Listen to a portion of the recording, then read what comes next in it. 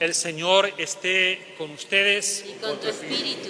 Evangelio de nuestro Señor Jesucristo, según San Marcos. Gloria a ti, Señor. Se acercaron a Jesús unos fariseos y para ponerlo a prueba le plantearon esta cuestión: ¿es lícito al hombre divorciarse de su mujer? Él le respondió: ¿qué es lo que Moisés les ha ordenado? Ellos dijeron: Moisés permitió redactar una declaración de divorcio y separarse de ella. Entonces Jesús le respondió: si Moisés le dio esta prescripción, fue debido a la dureza del corazón de ustedes. Pero desde el principio de la creación, Dios los creó varón y mujer. Por eso el hombre dejará a su padre y a su madre, y los dos no serán sino una sola carne.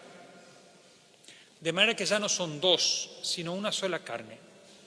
Que el hombre no separe lo que Dios ha unido. Cuando regresaron a la casa, los discípulos le volvieron a preguntar sobre esto. Él les dijo: el que se divorcia de su mujer y se casa con otra, comete adulterio contra aquella. Y si una mujer se divorcia de su marido y se casa con otro, también comete adulterio. Le trajeron entonces unos niños para que los tocara, pero los discípulos le reprendieron. Al ver esto, Jesús se enojó y les dijo: dejen que los niños se acerquen a mí, no se lo impidan, porque el reino de Dios les pertenece a los que son como ellos. Les aseguro, el que no recibe el reino de Dios como un niño, no entrará en él. Después los abrazó y los bendijo, imponiéndoles las manos. Palabra del Señor. Gloria a ti, Señor Jesús.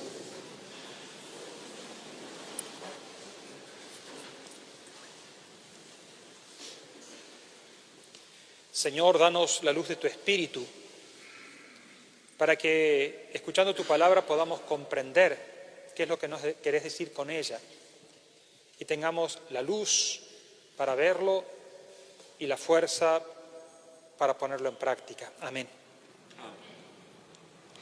Jesús sigue el camino que lo va llevando desde el norte hacia el sur, hacia Jerusalén.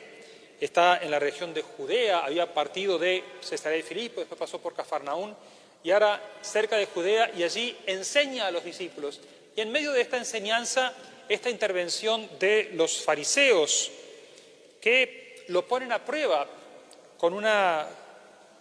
preguntándole si era lícito para el hombre divorciarse, a ver si se oponía a la ley, y también estaba detrás de eso Herodes, que estaba viviendo con la mujer de su hermano, y lo podía oponer a Jesús también a Herodes. Y Jesús responde a la pregunta con otra pregunta. ¿Qué les dijo Moisés?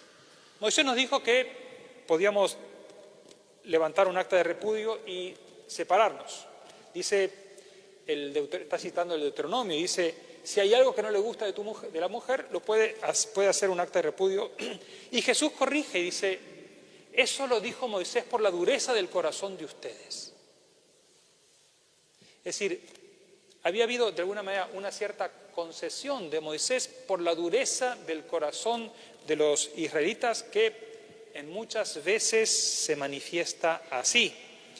Y Jesús no rebate a Moisés con otra palabra, sino dice: en el principio Dios los hizo varón y mujer, y por eso dejará el varón a su padre y su madre y se unirá a su mujer, y serán los dos uno solo.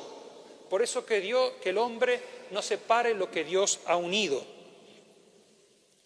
En el tiempo de Jesús, el varón podía dejar a la mujer, no así la mujer al varón, y había diversas escuelas. Había dos rabinos muy famosos, uno Hillel, otro Shammai, y uno decía: si tu mujer te quemó el guiso, le podés hacer un acta de divorcio. El otro era bastante más estricto. Pero era una praxis, y Jesús pone freno a esa praxis. ¿Por qué? Porque va al origen. Y ir al origen quiere decir ir al plan que Dios tiene. Y en el plan que Dios tiene, Dios hace al ser humano capaz de un amor fiel y capaz de un amor permanente. Eso hoy suena raro, porque hoy todos los tiempos son hasta que me guste. Porque como estamos en un tiempo de lo que me gusta, entonces esto es hasta que me guste. Entonces, proponer una decisión que sea para siempre nos parece algo imposible. Y eso es por una concepción que nosotros tenemos de nosotros mismos, que nos impone nuestra cultura y nuestra sociedad, que el hombre y la mujer no pueden hacer decisiones para siempre. Hacen decisiones hasta que les guste. Entonces, cuando no te gusta más, cambias, haces otra decisión. Y se nos plantea como una imposición imposible el mantenerse fiel a una decisión. Y Jesús dice, en el principio Dios los creó varón y mujer, y por eso dejará el hombre a su padre y su madre y se unirán los dos en una sola carne, serán los dos uno solo. Por eso que no separe el hombre lo que Dios ha unido. Y después profundiza junto con los discípulos que les explicara, y ahí profundiza y dice, si el hombre se separa de su mujer y se casa con otra, comete adulterio, y si la mujer se separa de su marido y se casa con otro, comete adulterio.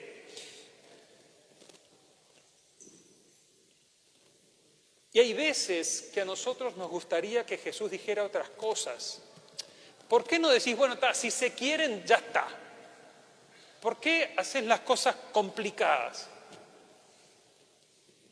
Y a veces que podemos tener la tentación de aguar el mensaje que el Señor nos quiere dar. Y el Señor nos quiere dar un mensaje y nos está diciendo, miren que yo los hice bien a ustedes.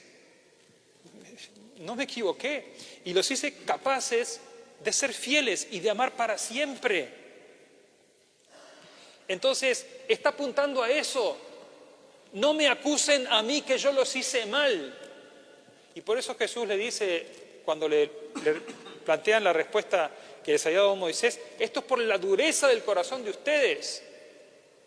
Jesús conoce la dureza del corazón, pero no dice, como ustedes son duros de corazón, bueno, manténganse con la dureza con la dureza del corazón. No, en el principio no fue así. Y ciertamente que esta situación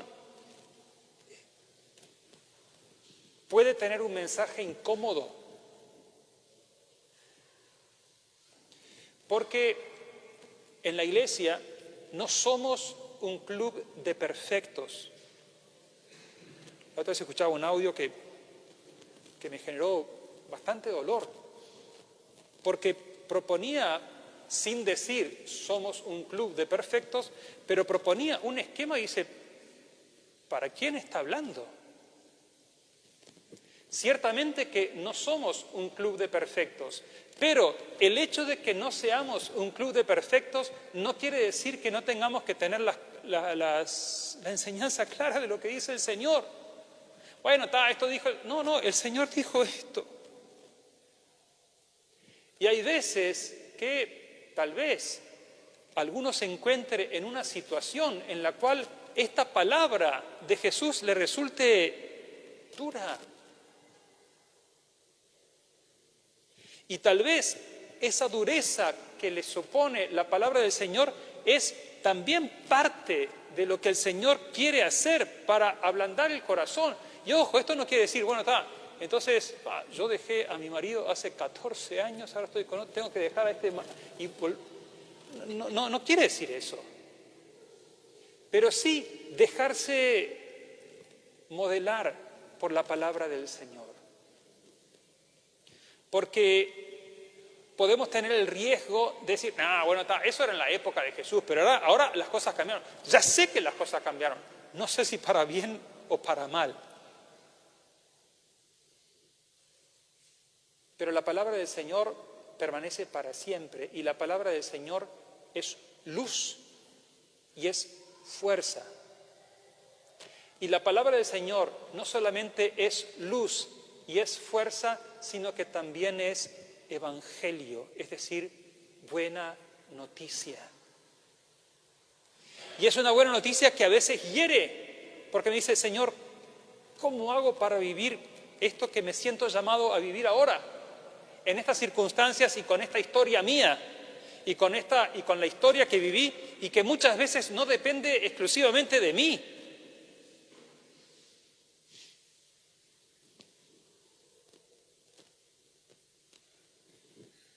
El final del Evangelio que trae a los niños parece que no tuviera nada que ver con este relato de la respuesta de Jesús a los fariseos y la respuesta sobre el adulterio y el divorcio. Y los apóstoles echan a los niños, Jesús se enojó con los, no los echen, dejen que vengan a mí, porque el que recibe el reino como este, solamente ese podrá entrar en el reino de los cielos. Y de alguna manera se juntan una cosa con la otra del Evangelio, porque ciertamente que la palabra del Señor es una palabra exigente y podemos tener el riesgo de aguar la palabra. Pero es tan exigente la palabra del Señor como grande es su misericordia. Y la misericordia del Señor no es la excusa para decir, si la misericordia del Señor es grande, entonces no pasa nada. No, pasa. Y el Señor lo dice con claridad.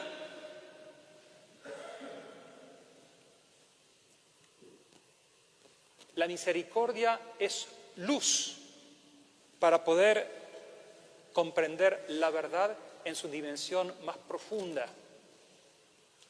Y la misericordia, nosotros estamos prontos a acoger la misericordia en proporción a la radicalidad con la cual respondemos al Señor. Cuando nos ponemos como los niños en las manos del Señor, y esa radicalidad de ponernos en las manos del Señor nos da esa capacidad para acoger la misericordia. Y hay veces que parece que se plantea una contradicción entre la exigencia de la verdad de lo que el Señor propone y la misericordia. Y la misericordia es la dimensión más honda de la exigencia.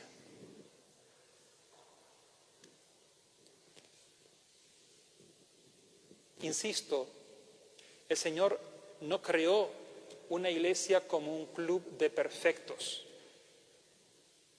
Somos todos pecadores y por eso comenzamos cada una de nuestras Eucaristías pidiendo perdón al Señor. Pero el hecho de ser pecadores no es excusa para pecar. Entonces, ¿cómo la radicalidad del amor del Señor nos invita también a nosotros a ser radicales en nuestra correspondencia? Y cada uno, el Señor actúa en cada uno de manera distinta, impulsándolos a cada uno, porque cada uno de nosotros estamos acá buscando al Señor. Doy fe de eso. Y el Señor se complace y no rechaza a ninguno de los que lo buscan. Y a cada uno le da su luz.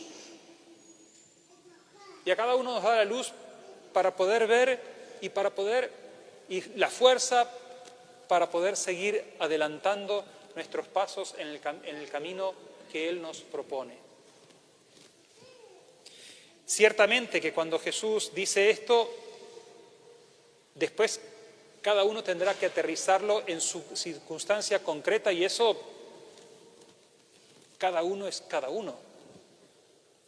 Pero el hecho de que cada uno sea distinto no quita la luz que el Señor da con su palabra y sobre todo no quita la fuerza que el Señor da con su misericordia.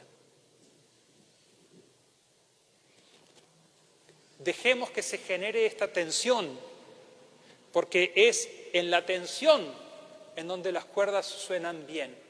Si no tenso las cuerdas, no sale la melodía. Si me quedo acá exclusivamente, son los perfectos. Y si la iglesia fuera un club de perfectos, estaría vacía. O tendría mucha gente con una conciencia un poco que yo me atrevería a cuestionar la conciencia. Entonces, no es ni un club de perfectos y tampoco es, no pasa nada, está todo bien, Dios es bueno. No, Dios es bueno y es claro. Y dice la verdad sin reservas en la lengua. Y por otro lado, nadie es tan misericordioso como Él. Vamos a pedirle al Señor que, escuchando con humildad la verdad que el Señor nos manifiesta, tengamos de Él también la misericordia para poder generar esa tensión entre la verdad y la misericordia y vivir nuestra vida en respuesta fiel y radical a la llamada que el Señor nos hace.